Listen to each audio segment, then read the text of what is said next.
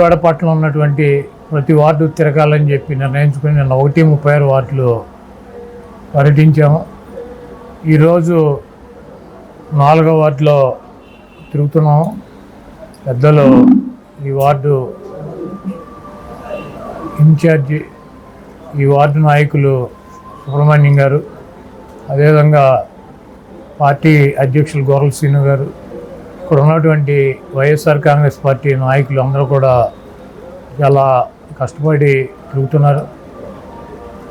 మేము గతంలో 2019 కానీ 2014 కానీ 2009లో కానీ 2004లో కానీ ప్రజల దగ్గరికి వెళ్ళినప్పుడు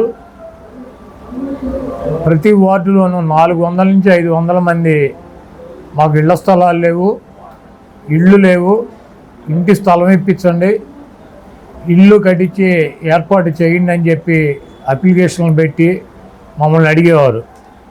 అదేవిధంగా చాలామంది వృద్ధులు కానీ, వితంతువులు కానీ, వికలాంగులు కానీ మాకు పెన్షన్లు రావట్లేదు, పెన్షన్లు ఇప్పించమని చెప్పి అడిగేవారు.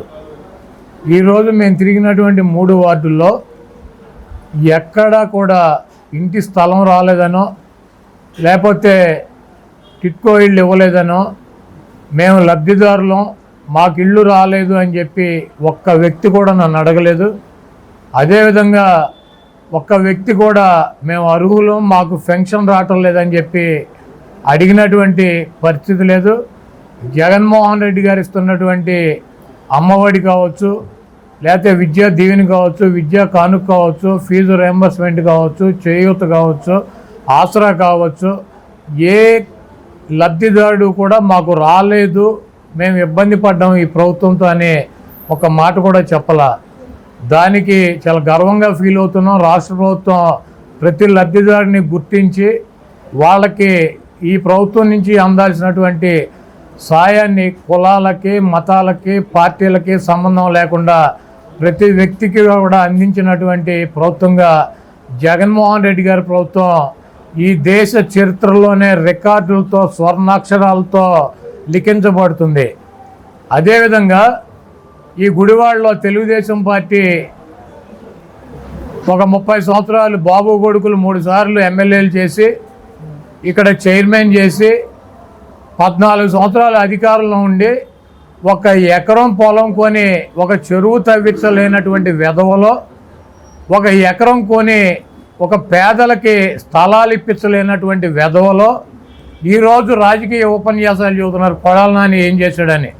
మీకు దమ్ముంటే ఎవడన్నా నేను కూడా వస్తా, ఈ గుడివాడ పట్టణంలో మేము లబ్ధిదారులము, మాకు ఇంటి స్థలం రాలేదు, ఇల్లు రాలేదు అని కనుక ఒక్కళ్ళతో కూడా చెప్పించిన ఎన్నికల్లో పోటీ చేయను. మీరేం చేశారు యాదవ్లో? మీ 14 సంవత్సరాలు చంద్రబాబు ముఖ్యమంత్రిగా ఉన్నాడు.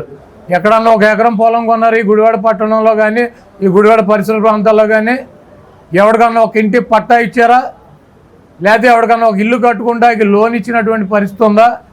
ఈరోజు జగన్మోహన్ రెడ్డి గారు టిట్కో ఇల్లు కడితే దానికి 3 లక్షల లోన్ ఉంది, అది మేము రద్దు చేస్తామని చెబుతారు.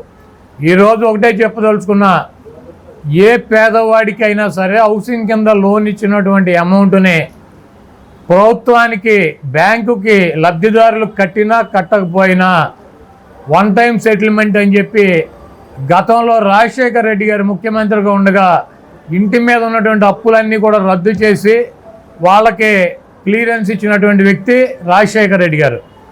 మొన్న జగన్మోహన్ రెడ్డి గారు 1 టైం సెటిల్మెంట్ అని చెప్పి ఎంత అప్పు ఉన్నా కూడా 10,000 కడితే రద్దు చేస్తానని చెబితే లబ్ధిదారులు 10,000 కూడా కట్టలేమని చెప్తే రూపాయి కూడా కట్టించుకోకుండా గత 20 సంవత్సరాల నుంచి ఉన్నటువంటి అప్పుల్ని రద్దు చేసి రిజిస్టర్ చేసి పట్టాలు ఇచ్చినటువంటి వ్యక్తి జగన్మోహన్ రెడ్డి గారు. 14 సంవత్సరాల చరిత్రలో చంద్రబాబు నాయుడు ఏ ఇంటి మీదైనా రుణాన్ని రద్దు చేసి పట్టా వాళ్ళకి ఇచ్చి రిజిస్ట్రేషన్ చేసేయడానికి కనుక చూపిస్తే నేను రాజకీయాలు వదిలేసి వెళ్ళిపోతా. బ్యాంకుల్లో లోన్ ఉన్నప్పుడు బ్యాంకు వాడికి ఫోన్ చేసి లోన్ కట్టమని చెప్పి అడగటం సహజం. మీరెవరు అభద్రతతో ఉండాల్సినటువంటి అవసరం లేదు, మీరెవరు కూడా లోన్ కట్టాల్సినటువంటి అవసరం లేదు. లోను కట్టకపోతే మీ టిట్కో ఇల్లు కానీ, హౌసింగ్ నుంచి తీసుకున్నటువంటి లోన్ కానీ ఎవడో ఆక్షన్ వేయడు, ఎవడో ఇల్లు హ్యాండ్ ఓవర్ చేసుకోడు. ప్రభుత్వం వచ్చినాక 1 టైం సెటిల్మెంట్లో పూర్తిగా ఉన్నటువంటి రుణాలనే రద్దు చేసి ఇప్పటికే డాక్యుమెంట్ రిజిస్టర్ చేసి వాళ్ళకి ఇచ్చాము. వాటి మీద పూర్తిగా రుణాలను రద్దు చేసి వాళ్ళని రుణ విముక్తుల్ని చేస్తాము. ఎవరు కూడా అధైర్యపడాల్సినటువంటి అవసరం లేదు. చిన్న చిన్న సమస్యలు రోడ్లో, డ్రైన్లో, మంచినీటి సమస్యలు ఉన్నాయి. అవి రెక్టిఫై చేస్తున్నాం. చేసినా కూడా వస్తానే ఉన్నాయి. బ్యాలెన్సింగ్ రిజర్వాయర్ ఒకటి కట్టాలి. దానికి 18 కోట్ల రూపాయలు శాంక్షన్ అయ్యి ఉంది. అదేవిధంగా టిట్కోకి డైరెక్ట్ పంప్ హౌస్ నుంచి పైప్ లైన్ వేస్తున్నాం. రైల్వే ట్రాక్ నుంచి కింద నుంచి రైల్వే వాటర్ పైప్ వేయాలి. అది రైల్వే వాళ్ళు వేయాల్సినటువంటి అవసరం ఉంది. వాళ్ళది లేట్ ఉంది. వాళ్ళు కూడా వచ్చి పనులు మొదలెట్టారు. ఆ టిట్కోకి వాటర్ సమస్య, వీధి లైట్ల సమస్య, అదేవిధంగా వాటికి ఉన్నటువంటి బ్యాంకు రుణాల సమస్య కూడా పూర్తిగా రాబోయే రోజుల్లో తొలగిపోతాయి.